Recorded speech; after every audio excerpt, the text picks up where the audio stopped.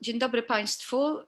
Jesteśmy na żywo, przy czym właśnie przed chwilą odkryłam, że Facebook niestety coś zmienił i jesteśmy nadawani na mojej stronie internetowej, dlatego bardzo wszystkich proszę, tych, którzy mnie oglądają, mam nadzieję, że mój zespół mnie ogląda, żeby od razu przełączyć transmisję na stronę naszego wydawnictwa. I bardzo proszę o potwierdzenie, że tak się właśnie dzieje. A póki co bardzo gorąco i ciepło chciałam powitać nasze panie, które goszczą w dzisiejszym naszym studiu facebookowym. Delphine de Vigan, autorka francuska, oraz pani tłumaczka, pani Katarzyna Szerzyńska-Maćkowiak. Dzień dobry. Będziemy zatem tłumaczyć nasze spotkanie na bieżąco i ja tylko tak spowalniam sprawę, bo chcę wiedzieć, że wszystko się dzieje, albo spróbuję sama jeszcze, przepraszam, przerzucić na stronę naszego wydawnictwa, żeby wszyscy mogli uczestniczyć w spotkaniu. Przepraszam, na momencik. O, dobrze, już mam potwierdzenie, że jest udostępnione. Dobrze, no to możemy się skupić na naszej rozmowie. Drodzy Państwo, Delphine de Vigan pojawiła się na rynku francuskim z książką najpierw opublikowaną pod nazwiskiem Ludelwijk i pracowała wówczas w przedsiębiorstwie czy też instytucji CELSA, która miała, jak rozumiem, wymiar edukacyjny. Je suis désolée, on a été coupé. Je ne sais pas si ça vient de ma connexion ou si ça vient de votre connexion. Je vais peut-être changer de réseau parce que vous étiez coupé. Je pense que c'était notre connexion, alors que tout fonctionne bien. Et maintenant, je demande la traduction de Madame Maćkowiak. Un moment. Bon, Madame, vous aviez commencé par un livre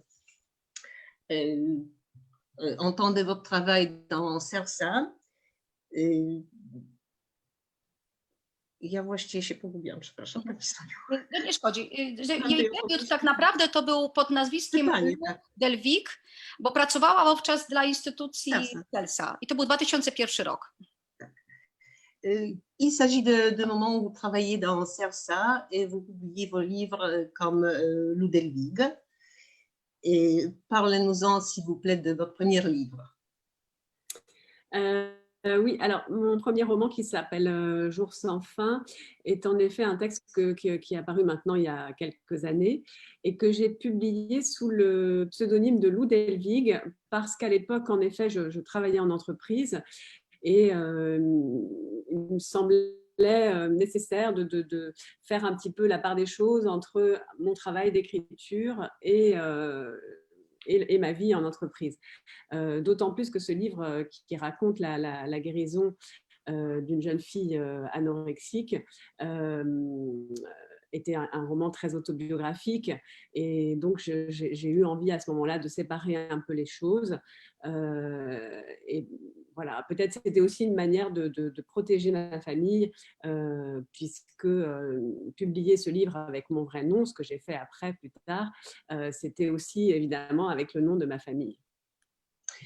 Otóż w tym okresie, w 2001 roku, publikując Dzień bez głodu pod pseudonimem Ludelwijk, pani Delphine w pewien sposób po pierwsze rozdzielała swoje życie prywatne od swojego życia w przedsiębiorstwie, można powiedzieć korporacji troszeczkę, od życia prywatnego, bo to była to jakaś forma wyjścia z tego i opowiadając o swoich problemach, przybrała pseudonim, żeby w jakiś sposób chronić też rodzinę, żeby nie mówić o takich innych rzeczach jak anoreksja publicznie pod swoim własnym nazwiskiem. I 4 lata później, czyli nastąpiła dość spora przerwa w realizacji twórczości pisarskiej. 4 lata później napisała pani 2 książki już dla wydawnictwa, jak rozumiem, pod nazwiskiem Delphine de Vigan. One nie ukazały się w Polsce, więc może nie ma sensu przytaczać tutaj polskich tytułów. Natomiast w roku 2007 pojawiła się książka, która podbiła francuski rynek, No i ja, No et moi. I ta książka została zekranizowana i jest to książka o nastolatkach. I to bym poprosiła autorkę w paru zdaniach, skąd i dlaczego temat nastolatek był na tyle ważny dla Delphine, żeby poświęcić mu tak wiele, a wiemy, że tam mowa o problemie na przykład alkoholizmu wśród nastolatek, do czego powraca autorka w książce Lojalność, ale do tej książki jeszcze przejdziemy.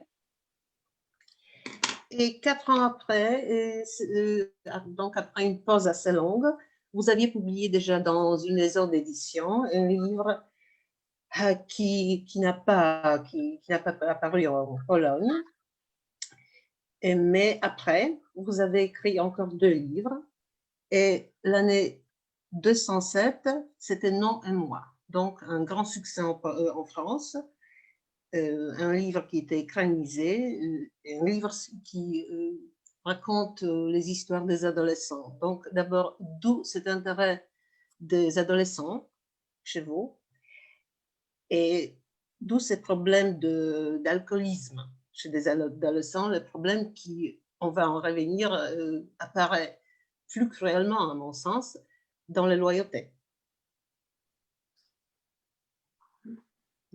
Donc la question d'où ça vient votre intérêt pour l'adolescence, oui, c'est vrai que c'est un sujet qui est revenu plusieurs fois dans mon travail. L'adolescence, c'est un âge qui m'intéresse, qui me fascine beaucoup parce que c'est voilà, à la fois l'adolescence et l'entrée dans l'âge adulte, d'ailleurs en ce qui concerne No et moi, mais c'est un moment vraiment charnière, c'est un moment où nous sommes encore constitués de tous ces idéaux que parfois nous serons obligés de mettre un petit peu sous le tapis, comme on dit en français. Donc voilà, c'est un âge à la fois avec une grande force et une très grande vulnérabilité.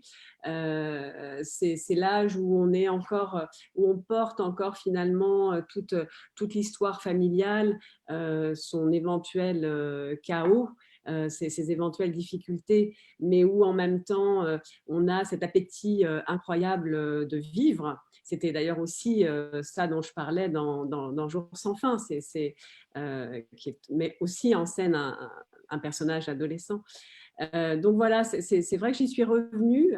J'avais travaillé sur ce sujet avec No et moi, dont les personnages, enfin les 2 personnages principaux, une toute jeune fille de 13 ans et puis une jeune femme un peu plus âgée de 18 ans. Et avec les loyautés, je suis revenue à cet âge. Alors là, vraiment, dans les loyautés, c'est la préadolescence qui m'intéressait. Pardon, j'espère que ça n'est pas trop long, mes réponses. No, ça va. Otóż tak, wiek nastolatków, ten okres dojrzewania jest rzeczywiście dla Delphine de Vigan niezwykle ważny. To jest wiek przełomu, wiek bardzo kruchy i bardzo taki istotny, przełomowy właściwie w życiu, kiedy jeszcze jest się pełnym ideałów, które być może poniosą porażkę, być może będą skazane na nokaut życiowy. Z drugiej strony wiek, kiedy wrażliwość łączy się z ogromnym potencjałem, ogromną siłą i emocją życia, a równocześnie jesteśmy pełni tych historii rodzinnych, tych wszystkich rzeczy, które w nas wyrastały, które w nas wpajano. No i ja było taką książką, gdzie trwała rozpracowywanie jakby 13-latki i 18-latki, już bardziej dojrzałej kobiety. W książce, o której powiedzmy ostatnio była bardziej mowa, czyli o lojalnościach, ten wiek powrócił, ale to jest dużo wcześniejszy wiek. To jest wiek 11-14-latków powiedzmy.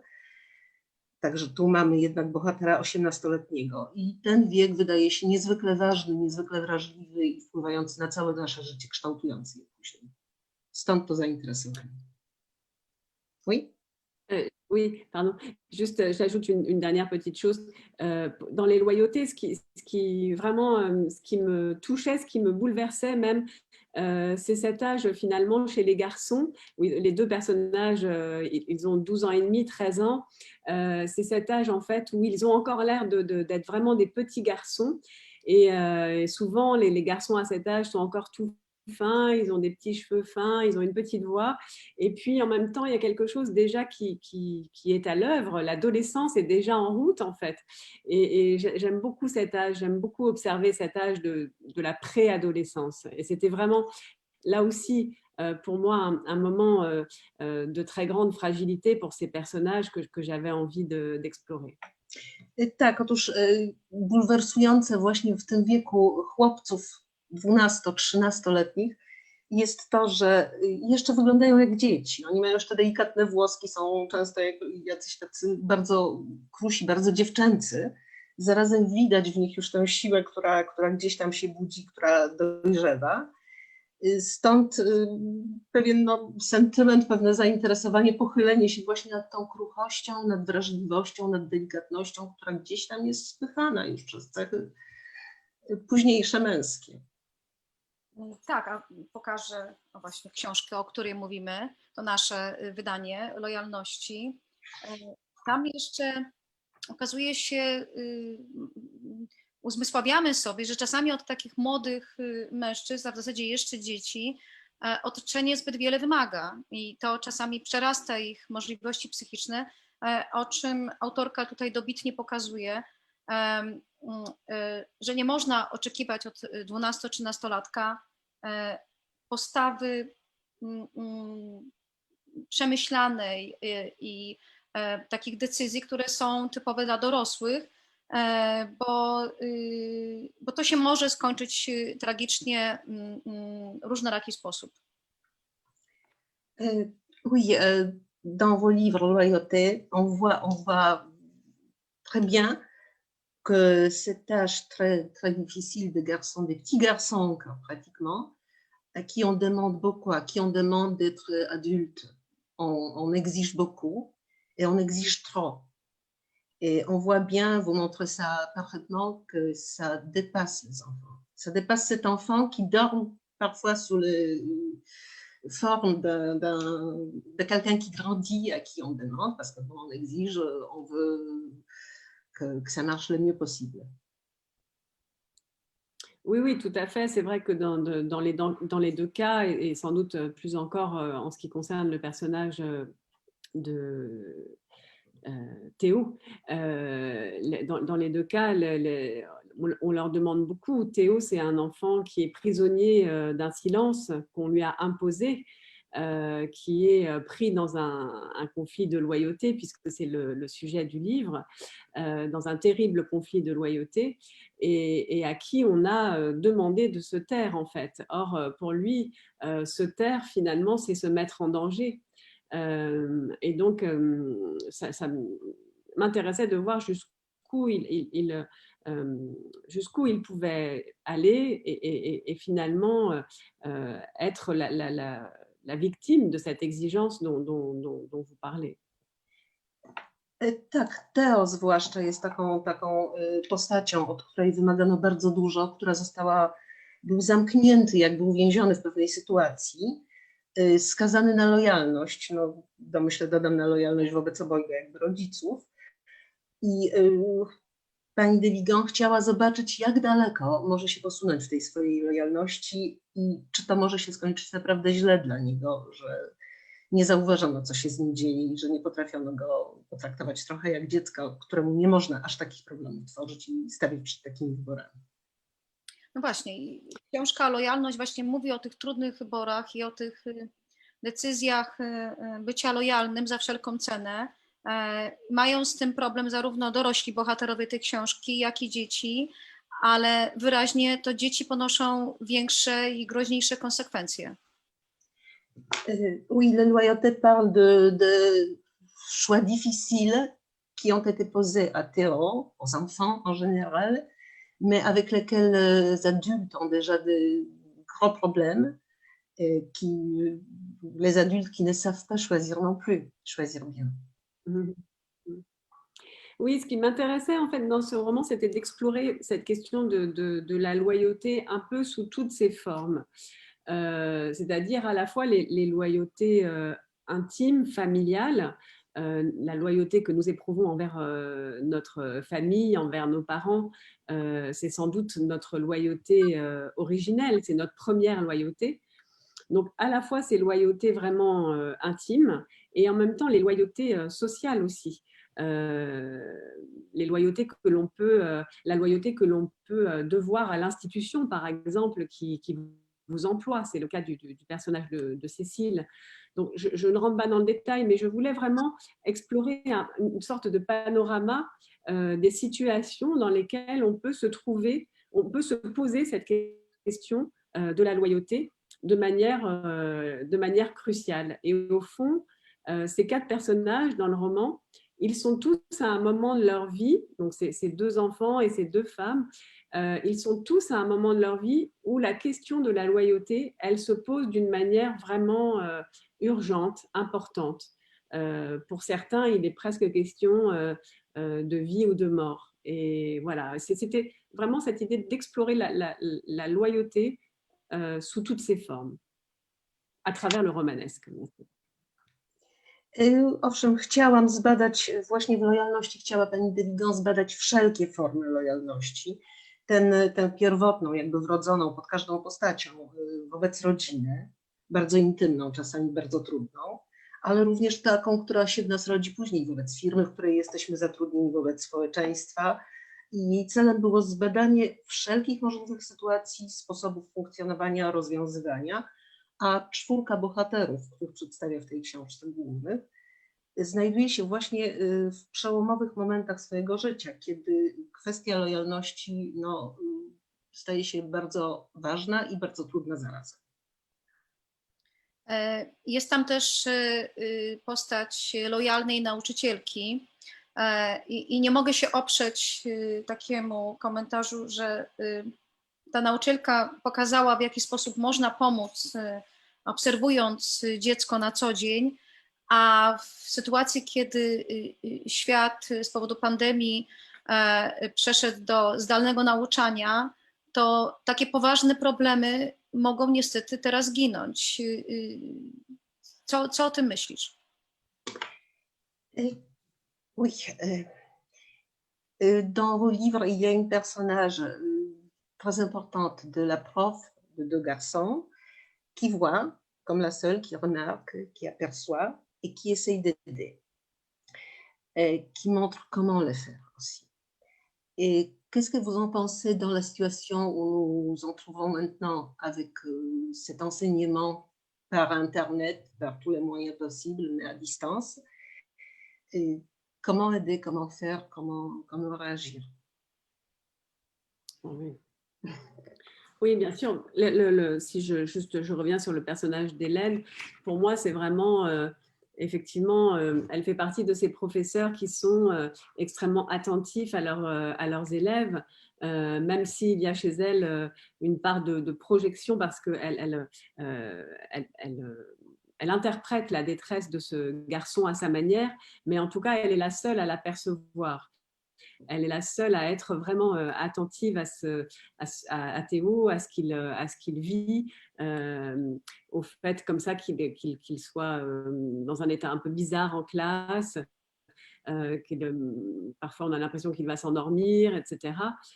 Donc j'avais envie de raconter le parcours de cette femme qui est la seule à porter finalement ce regard et la seule à alerter, au point d'ailleurs qu'elle va se mettre elle-même d'une certaine manière en danger vis-à-vis du collège, de l'institution qui l'emploie. Je vous laisse peut-être traduire ça et je réponds à la deuxième partie. Owszem, Helen należy do wyjątkowo uważnych, wyjątkowo przychylnych uczniom, prawdopodobnie nauczycieli. I chociaż odrobinę interpretuje ich przeżycia na swój sposób, może przez pryzmat właśnie swoich przeżyć, to jako jedyna zauważa, że z tymi dziećmi coś się dzieje, że z Teo coś się dzieje, że on zasypia na lekcji, że jest dziwny. I pani de Vigan chciała opowiedzieć o jej postaci, o jej przeżyciach, o jej osobowości, jako właśnie takiej innej, ciekawej. Pour répondre à la deuxième partie de votre question, je crois qu'au moment où, où tant de choses totalement absurdes, erronées circulent sur les réseaux sociaux, malheureusement bien plus vite que la vérité. On sait que le mensonge et les fake news circulent bien plus rapidement sur les réseaux sociaux que la vérité. Voilà, dans cette époque qui est la nôtre, où d'une certaine manière, il y a quelque chose qui nous dépasse un petit peu dans cette virtualité. Il me semble que l'enseignement est plus que jamais au cœur, enfin doit être plus que jamais au cœur de nos préoccupations, l'enseignement et l'éducation. Et malheureusement, en ce moment, on n'a pas vraiment le choix parce que la situation sanitaire nous oblige à avoir pas mal de choses à distance, mais j'espère que nous saurons revenir en arrière et revenir à un enseignement en présence, un enseignement physique.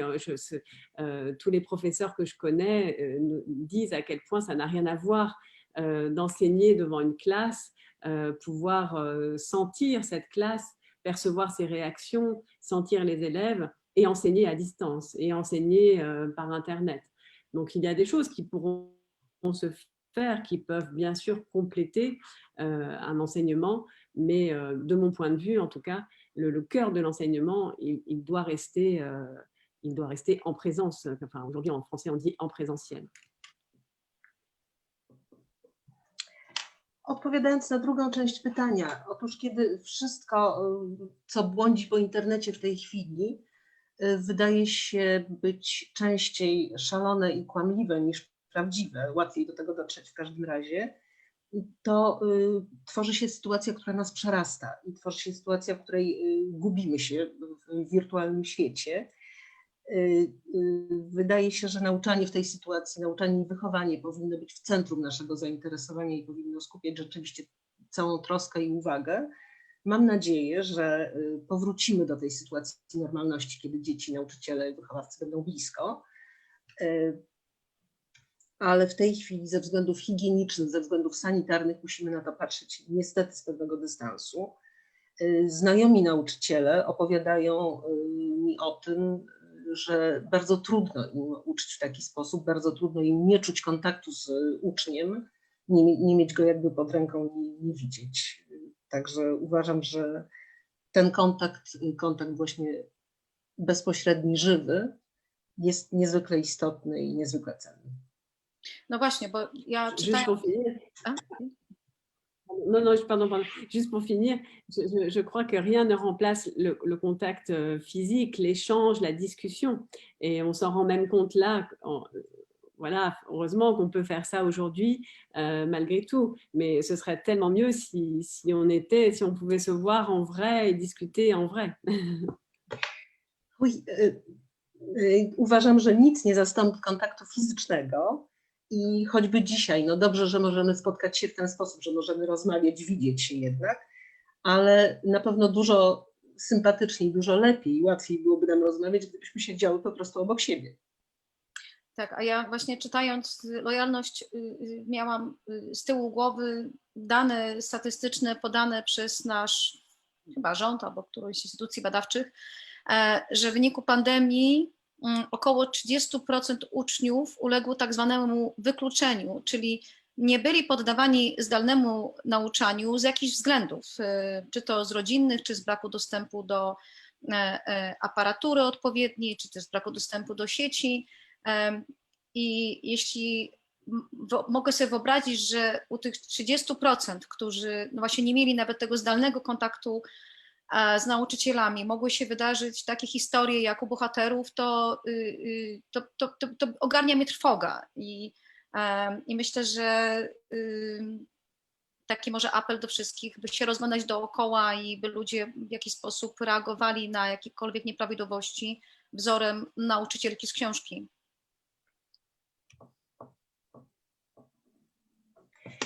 Oui, en lisant la loyauté, j'avais sous les yeux les données qu'on a annoncées chez nous et qui disaient que 30% des élèves ont été exclus de cette éducation par Internet.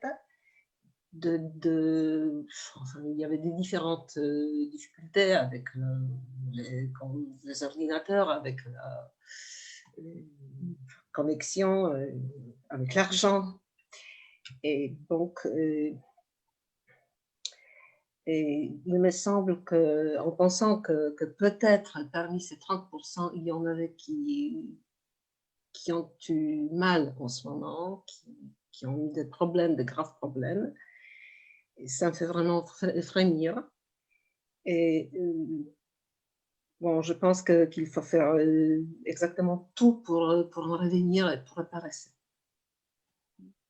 Oui, oui, on a vécu là, une situation comparable en France au moment du confinement entre le mois de mars et le mois de juin, où tous les cours avaient lieu, enfin, étaient censés avoir lieu à distance par Internet.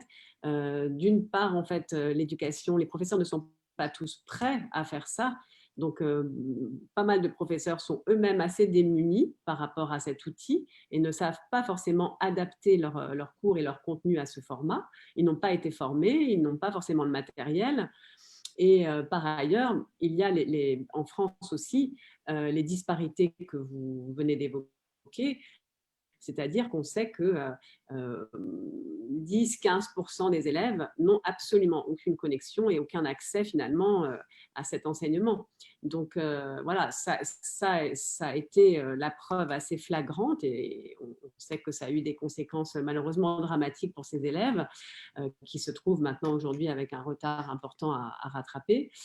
Et là, aujourd'hui, à cette rentrée, où la plupart, enfin, les écoles ont recommencé, les écoles, les collèges, les lycées ont recommencé pour l'instant, mais à l'université, les élèves sont à moitié à distance et à moitié en présence. Et là, c'est le cas de mes enfants qui sont tous les deux à l'université. Là aussi, c'est difficile parce que ces inégalités, elles existent aussi au niveau de l'université, bien sûr. We Francji pojawił się w marcu, między marcem a czerwcem, w okresie totalnego zamknięcia. Podobny problem. Okazało się, że też nie wszyscy i uczniowie mają sprzęt czy przygotowanie i nie wszyscy nauczyciele są wystarczająco przygotowani czy wyposażeni do tego, żeby prowadzić takie zajęcia. I oceniano mniej więcej na 10-15% tę część uczniów, która nie miała odpowiedniego dostępu albo w ogóle dostępu do nauki, co oczywiście stworzyło poważne opóźnienia i poważne straty. No, to jest taki jaskrawy i tragiczny przykład tego, jak ważna jest ta szkoła i co się teraz dzieje. Dzieci Pani de Vigan są w tej chwili na uniwersytecie. Uniwersytety pracują podobnie jak u nas w takiej formie pół na pół, ale i tam widać też te opóźnienia, widać też te braki, które się wytworzyły, które mogą być trudne do nadrobienia. Chciałam teraz przejść do innych książek napisanych przez Delphine i przez nas wydanych. Pierwszą tak naprawdę książką, którą wydaliśmy, to były Ukryte godziny, Les Heures Souterraines, za którą autorka zdobyła wiele nagród, a w tym też Nagrodę Goncourtów Wybór Polski.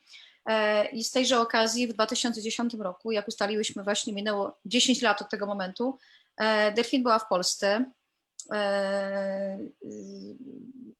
Jak wspomina tamtą wizytę i tamten czas, a ja z kolei muszę dodać od siebie, że ta książka, zresztą jak wszystkie książki Delphine, bardzo mnie poruszyła, bo to jest historia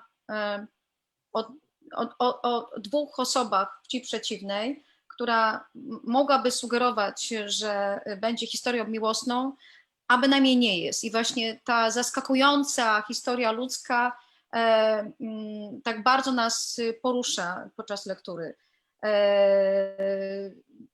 I zresztą w pozostałych książkach autorka też porusza bardzo często relacje międzyludzkie. Rozumiem zatem, że te relacje pomiędzy osobami bliskimi sobie, ale też tymi napotykanymi na co dzień, są na tyle istotne, że dają natchnienie do kolejnych opowieści.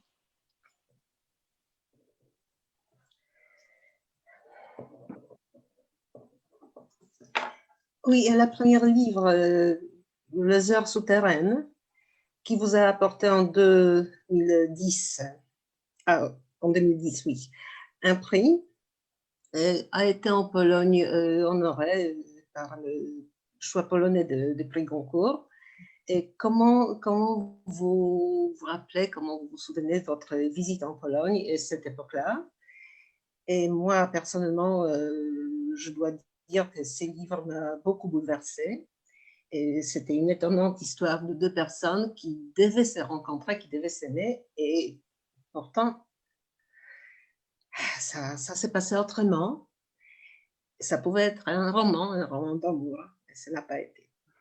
Et dans les autres livres, vous parlez souvent de relations humaines. Et je crois donc que c'est pour vous très important. A czy mogła Pani powtórzyć końcówkę pytania? Przepraszam. No właśnie, te relacje międzyludzkie, zarówno w tym kontekście osób bliskich sobie, jak też i właśnie jak tu bohaterowie napotykanych też przypadkowo, czy też w krótkich tylko relacjach. Czyli te bliskie kontakty i te mniej istotne, ale dla autorki jednak najwyraźniej są ważne, bo mogą wpływać na nasze różne losy. Donc, c'est les relations parfois très passagères qui sont très importantes pour vous parce que ça peut changer le destin humain. Oui, oui, oui, tout à fait. Les heures souterraines, c'est un texte effectivement qui m'avait valu d'avoir ce prix du choix polonais du Goncourt. C'était une belle aventure. Je garde un très bon souvenir de ma visite en Pologne pour ce prix. C'était justement, je vous le disais avant de commencer cette interview, c'était il y a 10 ans. Ça me paraît à la fois très près et en même temps un peu lointain. Et j'avais été frappée de voir en fait le niveau de français des élèves, enfin des étudiants qui avaient choisi ce livre parmi la sélection du Goncourt. Et donc, j'avais eu l'occasion d'échanger après avec ces jeunes Polonais qui étudiaient le français. Et j'avais été très, très impressionnée par leur niveau de langue, qui était vraiment très impressionnant. Voilà, c'est un des souvenirs que je garde de ce voyage. Et sinon, j'ai souvent eu envie de revenir en Pologne, mais voilà, l'occasion ne s'est pas présentée. C'est gentil. Parce que souvent, les livres s'enchaînent et les traductions s'enchaînent. Et voilà, et on ne peut pas aller partout. Mais, et puis, bon, maintenant que mes enfants sont plus grands, je pense que ce sera plus facile de voyager aussi avec les livres. Et je vous laisse traduire ça, je continuerai après. Oui, merci. Tak, ta książka, która została nagrodzona w Polsce i która zasłużyła się właśnie na wyróżnienie studentów polskich, to była dla mnie ogromna przyjemność. Zachowałam z tamtego czasu jak najlepsze wspomnienia i z tej podróży. I przede wszystkim była to dla mnie okazja spotkania studentów romanistyki w Polsce i byłam naprawdę pod wrażeniem poziomu ich wiedzy języka. No, przy okazji miałam okazję z nimi trochę porozmawiać, poznać ich. To też było bardzo, bardzo miłym doświadczeniem. I często zresztą chciałam przyjechać do Polski, odwiedzić Polskę. Mam nadzieję, że teraz, ponieważ książki dalej powstają, tłumaczenia dalej powstają, a moje dzieci są już na tyle duże, że mogę je sobie zostawić, będzie znacznie łatwiej. On continue. Et sur cette question, oui, des relations humaines, oui, c'est vrai que ça occupe sans aucun doute le cœur de mon travail. Je les ai abordées finalement de différentes manières. Les relations familiales, les relations amoureuses selon mes romans, les relations dans le travail, les relations entre les générations, la relation de soins aussi.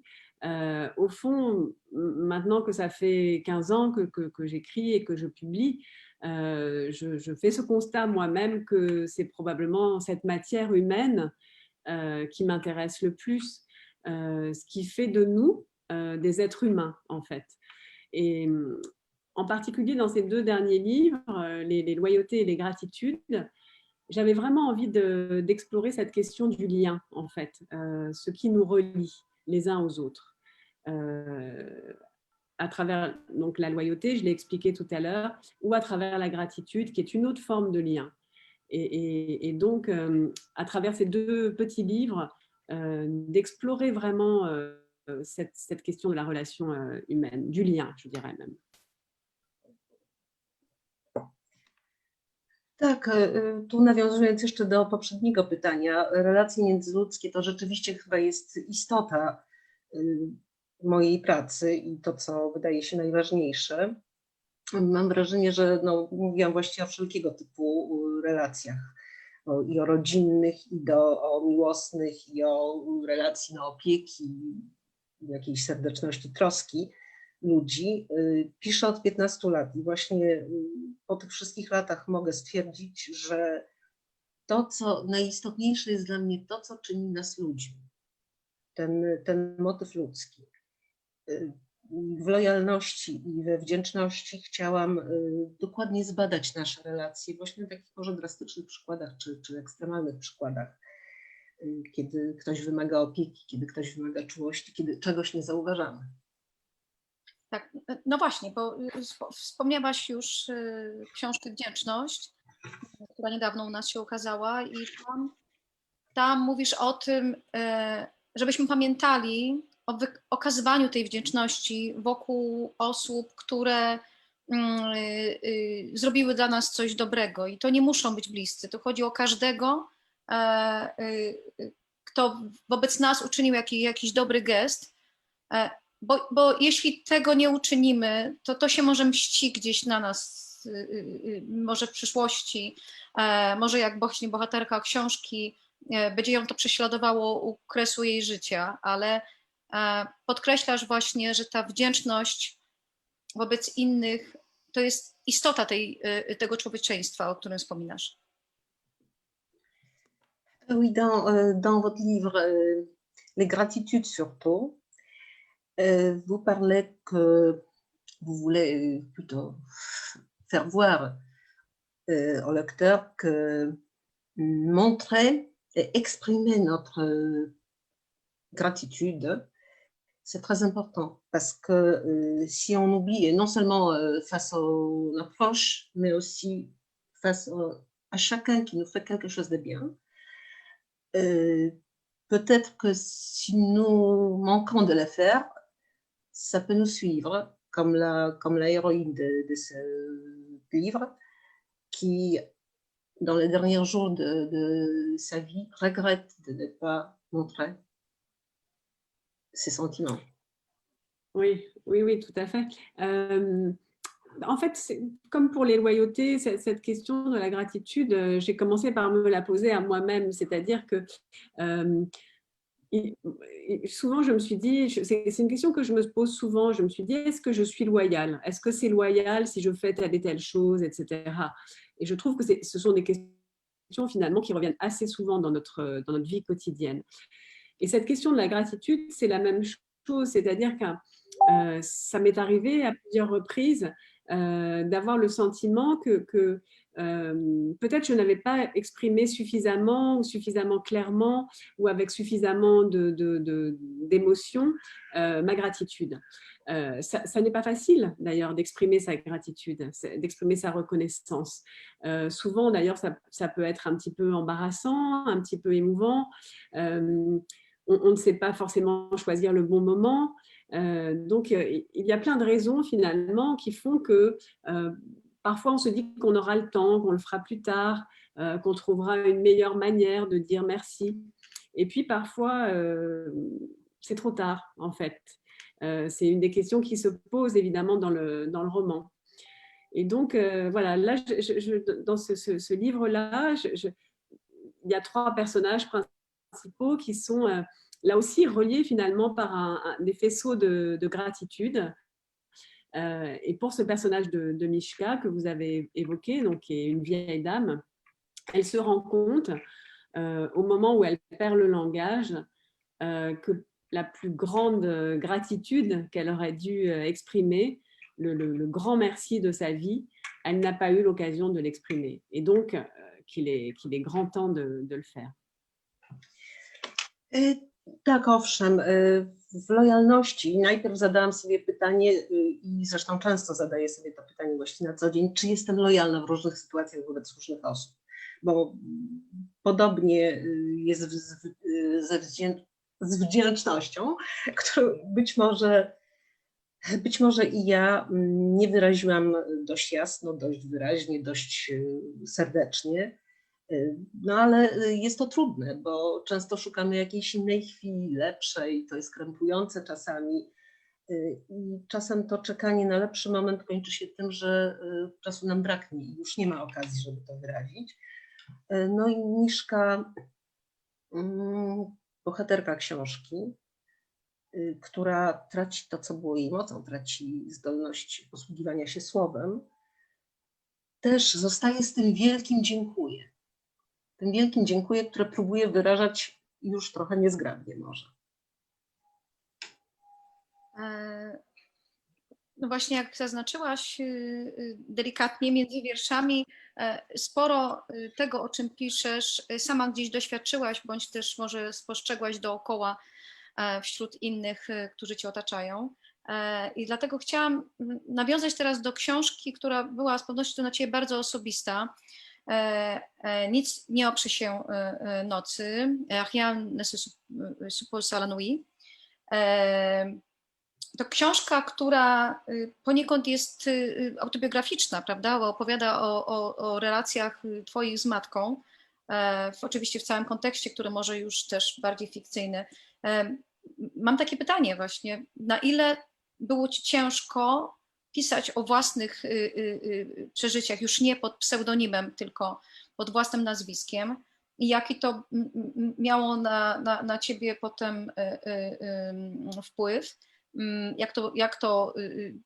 Jak tego doświadczałaś, tym bardziej, że książka odniosła olbrzymi sukces i we Francji, i w kilku miastach, w kilku państwach świata i zdobyłaś za to mnóstwo nagród, no ale jednak to była historia bardzo osobista. Jak to traktujesz? Dans ce que vous écrivez, il y a beaucoup de votre expérience personnelle, de votre vécu. Et c'est pour ça que je reviens sur un livre que vous avez écrit, Rien ne s'oppose à la nuit. Et dans ce livre, vous parlez de votre vie, mais déjà sous votre nom. Est-ce que c'était vraiment difficile, peut-être cruel, d'écrire ces livres comme ça, d'écrire de votre vécu? Et comment ça agit sur vous?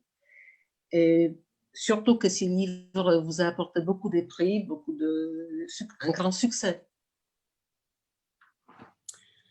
Oui, Rien ne se pose à la nuit, c'est mon deuxième livre autobiographique, si je puis dire, alors que je me considère plutôt moi-même comme un auteur de fiction, même si tout ce que j'écris comme fiction est toujours nourri effectivement par des choses qui viennent d'expériences vécues ou vues, mais la fiction offre un confort, un très grand confort, parce qu'on peut raconter ce qu'on veut, on est abrité par les personnages, tandis que dans des romans plus autobiographiques comme Jour sans fin ou plus encore Rien ne s'oppose à la nuit, il me semble qu'il y a une mise à nu qui évidemment est plus importante et qu'il y a quelque chose de plus périlleux d'une certaine manière, de plus dangereux à écrire ce genre de roman.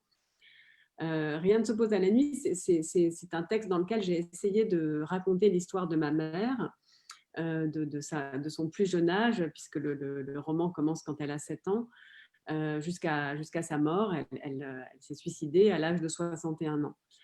Et j'ai essayé de retracer sa vie, et forcément, en retraçant sa vie, j'ai été amenée à parler de mon enfance et de ma vie. Je vous laisse traduire ça peut-être avant de continuer, si vous voulez, Christina. Oui,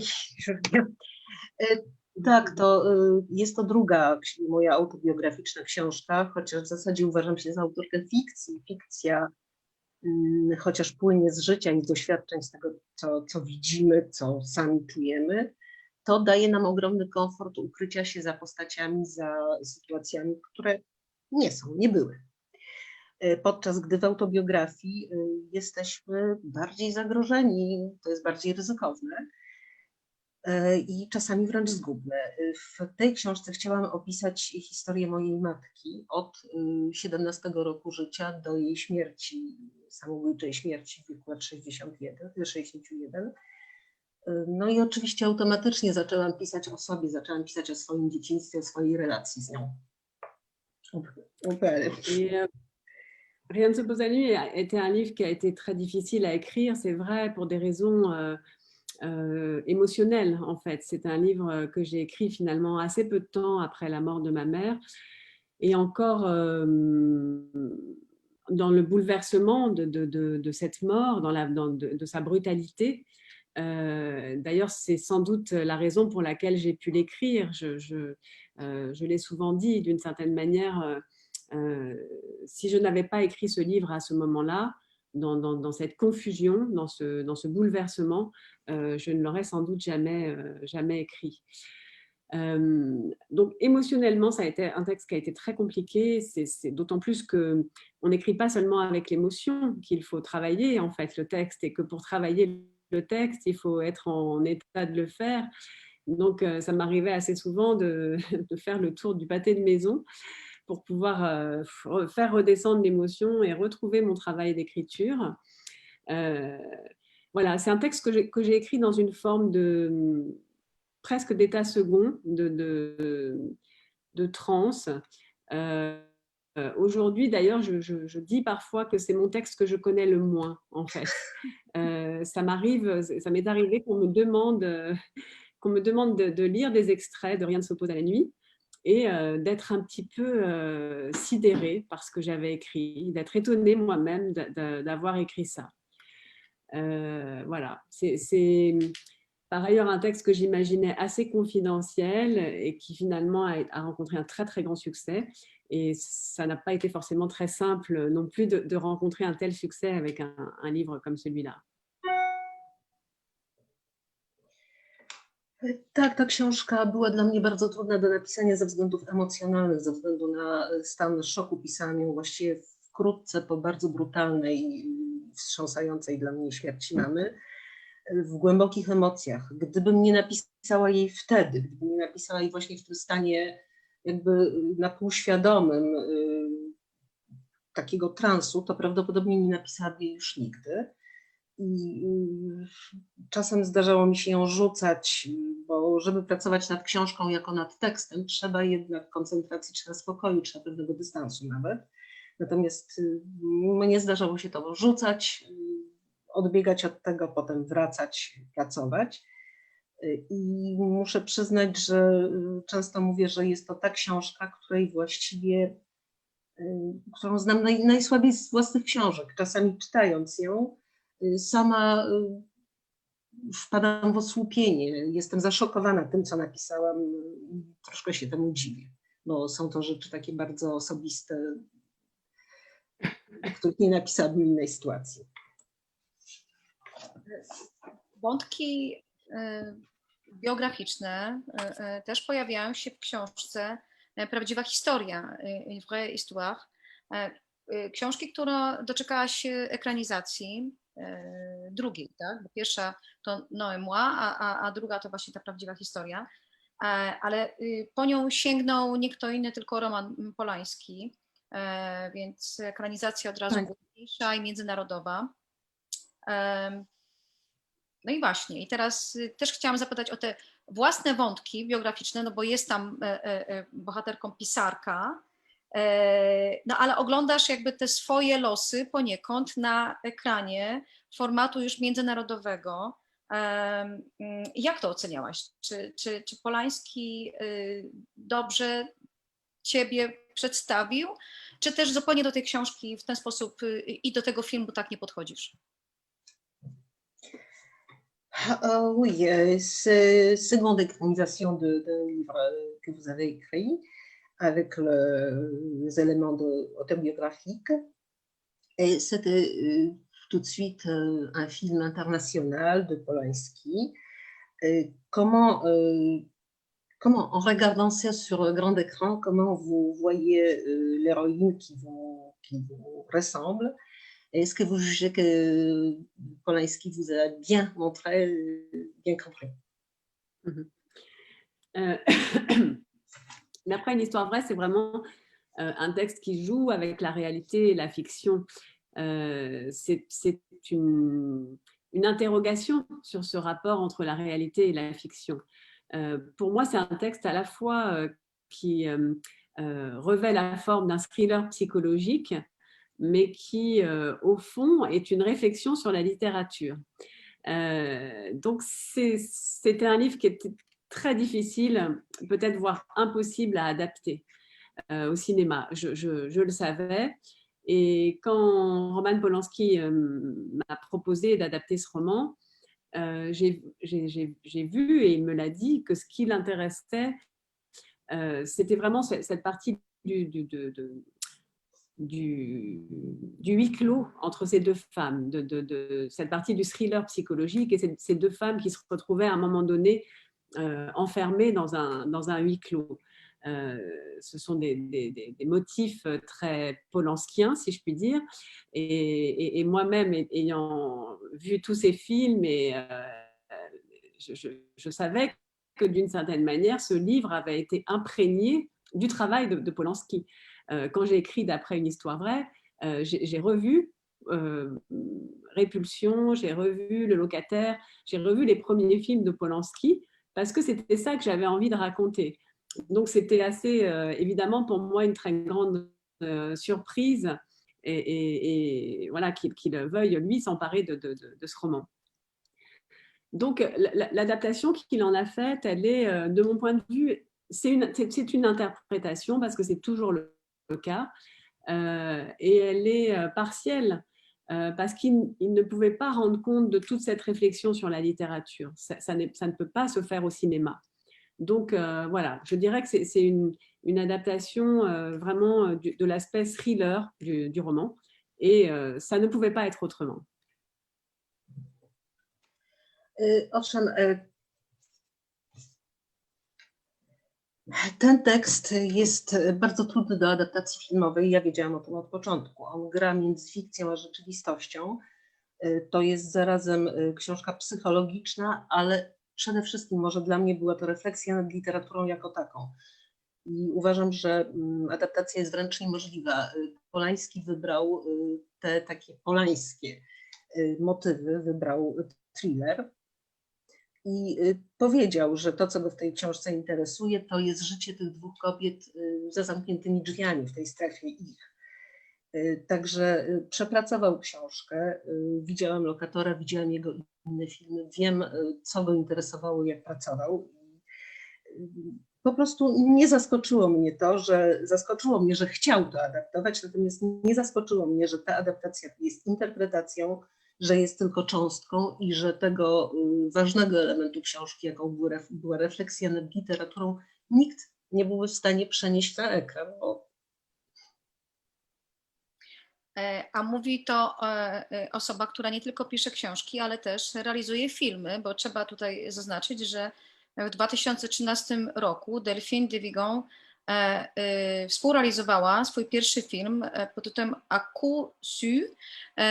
Chyba nie ma on polskiego tytułu, bo chyba nie był nigdzie emitowany. Szkoda. Ta francuska twórczość jest u nas wybiórczo traktowana przez źródła dostępowe do filmu. Ale chciałam zapytać Delphine, jak ocenia ten czas pracy przy filmie i czy chce do tego wrócić? Czy chce właśnie realizować się w tym obszarze kultury ponownie, czy też zniechęciła się po tamtym doświadczeniu?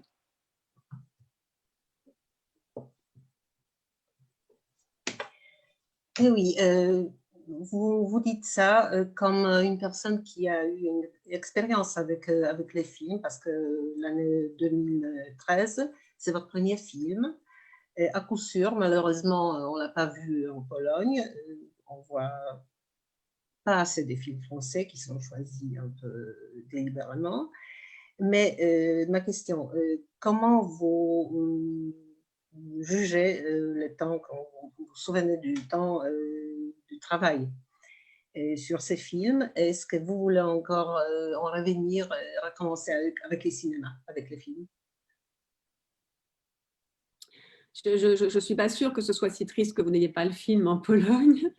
Ce n'est pas, pas un film qui aura marqué l'histoire du cinéma français. J'ai beaucoup, je garde un très bon souvenir de cette expérience. À coup sûr, c'est une comédie. Et dans l'écriture, je me suis beaucoup amusée. Au départ, je devais seulement écrire ce film, pas forcément le réaliser. Et puis, voilà, ça s'est trouvé comme ça. On m'a proposé de le réaliser moi-même. Je n'avais jamais réalisé un film. Je me suis dit que ce serait une expérience. Et en effet, ça a été une très grande expérience, d'ailleurs, notamment humainement, c'est-à-dire vivre l'expérience d'un tournage, partager 40 jours avec une équipe de 40 personnes. Ça a été un très grand moment. Ensuite, ça a été plus compliqué pour moi, l'expérience du montage du film, parce que on s'est rendu compte à ce moment-là avec les producteurs du film que nous n'avions pas forcément tout à fait la même vision, ce qui arrive parfois. Voilà. Je n'ai pas l'intention de refaire un film. En revanche, ça m'arrive encore aujourd'hui de participer à des scénarios. L'écriture pour le cinéma, ça, c'est quelque chose qui m'intéresse et qui peut nourrir mon travail littéraire. D'ailleurs, on me l'a souvent dit pour les loyautés, c'est un texte qui est écrit presque comme un scénario, en fait. Et donc, qui a profité de mon expérience de scénariste. Mais là, pour ce qui est de la réalisation, c'est vraiment un tout autre domaine. Je ne pense pas du tout avoir du talent pour ça. J'ai eu la chance voilà, de faire un jour un film avec une équipe, mais je pense qu'il vaut mieux laisser ça à d'autres.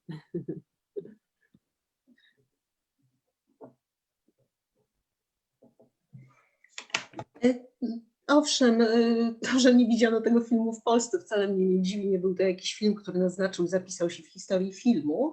No, komedia, ja się świetnie bawiłam. Chciałam tylko napisać scenariusz, ale zaproponowano, żebym sama realizowała film, więc tak to wyszło. Spędziłam 40 świetnych dni z ekipą. To było wspaniałe doświadczenie. Potem przy już montażu, technicznych obróbkach okazało się, że ja i realizator mamy troszeczkę inne podejście do kwestii, ale wszystko było fajnym doświadczeniem, może bogacącym literacko. Scenariusze, owszem, także do filmu nie zamierzam powracać. Scenariusze tak, współpraca z filmowcami tak. Uważam, że to rozwija, bogaci, jakoś tam jest jakąś pożywką nawet dla pracy literackiej. Zresztą Lojalność jest napisana praktycznie tak jak scenariusz filmowy, ale nie sądzę, żebym miała talent do tego i zostawię to raczej. Będę sama pisała ewentualnie scenariusze. W jednym ze swoich wywiadów powiedziałaś, że wciąż piszesz o tym samym, o wypełnianiu pustki. Czy dalej tak jest i czy twoja kolejna książka, bo rozumiem, że po Lojalności, po Wdzięczności spodziewamy się trzeciej, bo to był planowany tryptyk. Czy to będzie dalej w tej konwencji wypełnienia pustki i czego możemy się spodziewać właśnie w tym trzecim tomie?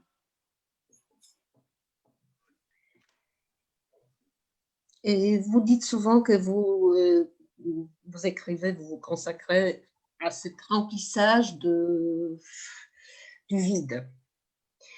Et est-ce que, parce que bon, la loyauté et la gratitude, c'est exactement les vides que vous remplissez. Est-ce que dans le troisième livre qui a été prévu, On doit s'attendre aussi à un remplissage du vide. Alors, finalement, j'avais pensé au départ, effectivement, que les loyautés, les gratitudes et peut-être un troisième livre formeraient une sorte de triptyque avec cette idée, comme je le disais tout à l'heure, d'explorer les relations humaines, d'explorer cette question du lien. Et puis finalement, là, je suis partie sur un autre livre que je suis en train de terminer, enfin, j'espère, qui n'a rien à voir avec ça, enfin, qui est sans doute reprend malgré tout des thèmes qui me sont chers, mais en tout cas qui n'est pas le troisième volet que j'avais annoncé. C'est un texte qui est plus long et voilà, qui aborde cette question un petit peu justement dont on parlait tout à l'heure d'Internet et des réseaux sociaux. J'en dis pas plus. Voilà, sur ce monde un peu virtuel maintenant dans lequel nous vivons avec ces excès et ces dangers d'une certaine manière.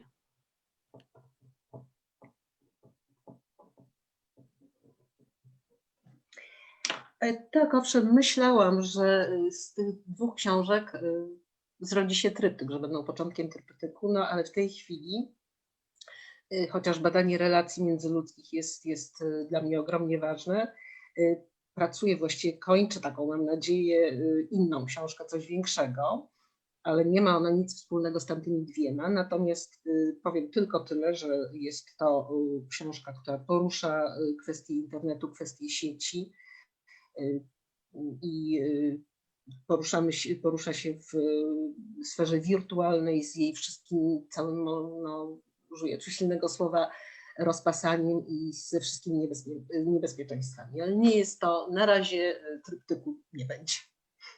Ale widzę, że to będzie rozwinięcie tematu, który padł w lojalności, prawda? Bo tak. Tam jeden z bohaterów okazuje się, ma podwójne życie. To drugie życie to właśnie to realizowane w internecie jako anonimowy komentator wydarzeń i rozumiem, że to będzie gdzieś kontynuacja takich no, negatywnych zachowań w sieci, tak? Et donc, quand même, il y a une liaison avec le loyauté parce que là, vous présentez un héros qui mène une double vie, dont la vie seconde se passe dans l'Internet et qui est moche, il faut le dire. Donc, Oui. vous y êtes quand même, vous continuez quand même le sujet. Oui, c'est vrai, bien sûr. Ce qui m'intéresse aussi, c'est d'explorer un petit peu notre société actuelle, le monde contemporain. J'espère que tous mes livres sont le reflet aussi de l'époque dans laquelle nous vivons. Et alors, j'aime bien le faire sous des formes assez différentes. Avec les gratitudes, c'est une forme finalement très, j'espère, très dialoguée, très vivante. Et là, avec le prochain livre, j'ai essayé aussi de jouer un peu avec les codes parce que on est à la fois presque dans un polar, dans un roman policier. Il y a une enquête, il y a une disparition, il y a une enquête. Et donc, il y a les codes un peu du polar, du roman policier. Et puis, on est un petit peu dans l'anticipation parce que le livre se termine en 2030. Donc voilà, j'aime bien explorer des formes nouvelles et m'éloigner un petit peu comme ça de territoires qui sont les miens, mélanger aussi ces codes. Donc c'est un livre qui sera sans doute assez différent de ceux que j'ai pu écrire avant, mais parfois on me dit qu'ils sont tous assez différents les uns des autres et peut-être qu'ils sont seulement reliés par cette question de l'humain finalement qu'on évoquait tout à l'heure.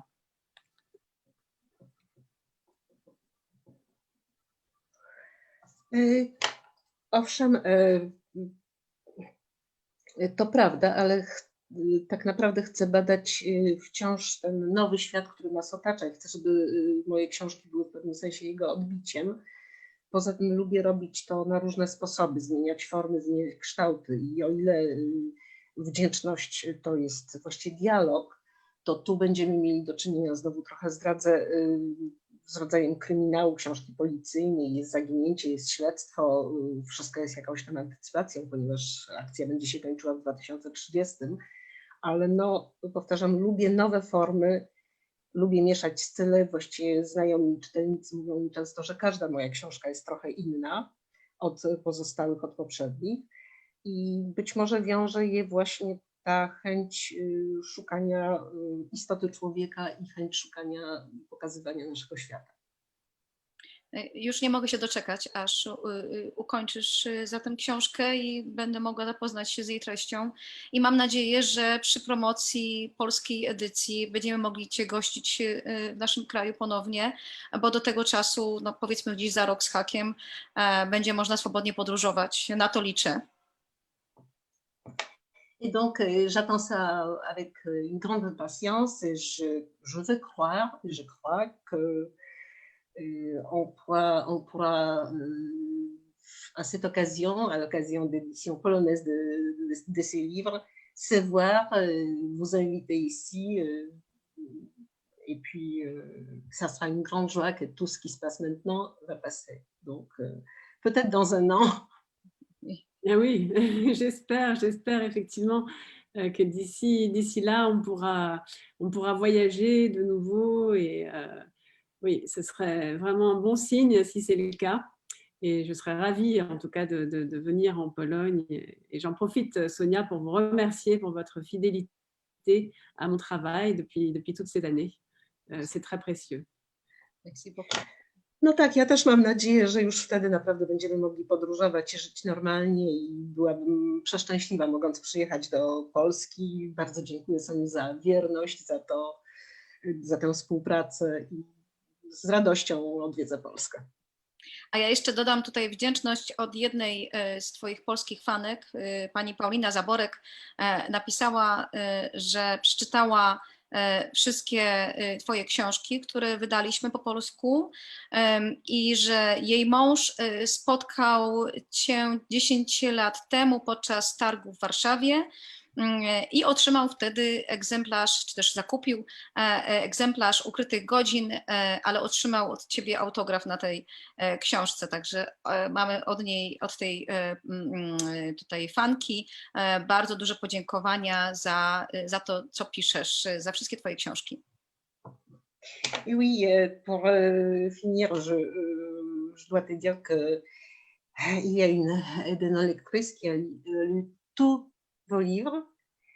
Elle s'appelle Paulina Zaborek et son mari vous a rencontré il y a 10 ans en marché international du livre à Varsovie. Et à cette occasion, il a eu un autographe sur le livre Les Heures souterrains. Et elle veut vous dire un grand merci pour tout votre livre. Eh ben, merci à elle.